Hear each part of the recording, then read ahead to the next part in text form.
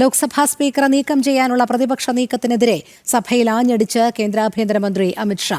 സ്പീക്കറുടെ അന്തസ്സ് ചോദ്യം ചെയ്യുന്ന പ്രതിപക്ഷം രാജ്യത്തെ ഏറ്റവും വലിയ ഉത്തരവാദിത്തമില്ലാത്ത വിഭാഗമായി മാറിയെന്ന് അമിത്ഷാ കുറ്റപ്പെടുത്തി. ലോക്സഭാ സ്പീക്കർ ഓം ബിർളയെ പുറത്താക്കണമെന്നാവശ്യപ്പെട്ട് പ്രതിപക്ഷം കൊണ്ടുവന്ന പ്രമേയത്തിൽ ലോക്സഭയിൽ നാളെയും ചർച്ച തുടരും. കോൺഗ്രസ് എം പി മുഹമ്മദ് ജാവേദാണ് സ്പീക്കറെ മാറ്റാനുള്ള പ്രമേയം അവതരിപ്പിച്ചത്. പാർലമെന്ററി കാര്യമന്ത്രി കിരൺ റിജിജുവിന്റെ നേതൃത്വത്തിൽ ഭരണപക്ഷം പ്രതിപക്ഷ ആരോപണങ്ങളെ പ്രതിരോധിച്ചു. ഓം ബിർളയുടെ കാലയളവിൽ സഭയിൽ അഭൂതപൂർവമായ പരിഷ്കാരങ്ങളും വികസനങ്ങളും നടന്നുവെന്നും 18ാം ലോക്സഭയുടെ കഴിഞ്ഞ സമ്മേളനങ്ങളിൽ 56% സമയവും പ്രതിപക്ഷത്തിനാണ് സംസാരിക്കാൻ നൽകിയതെന്ന് കണക്കുകൾ നിരത്തി കിരൺ റിജിജു തുറന്നടിച്ചു. കിരൺ റിജിജുവിനെ തടസ്സപ്പെടുത്തിയ പ്രതിപക്ഷത്തെ കേന്ദ്ര ആഭ്യന്തരമന്ത്രി അമിത്ഷാ ശക്തമായ ഭാഷയിൽ വിമർശിച്ചു. ഇത്രയും ഉത്തരവാദിത്തമില്ലാത്ത പ്രതിപക്ഷത്തെ രാജ്യം ഇതുവരെ കണ്ടിട്ടില്ലെന്ന് അമിത്ഷാ ചൂണ്ടിക്കാട്ടി.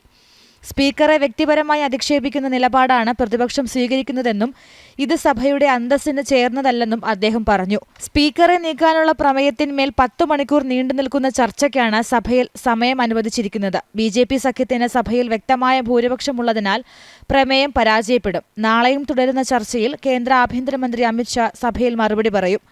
നാഷണൽ ഡെസ്ക്, ജനം.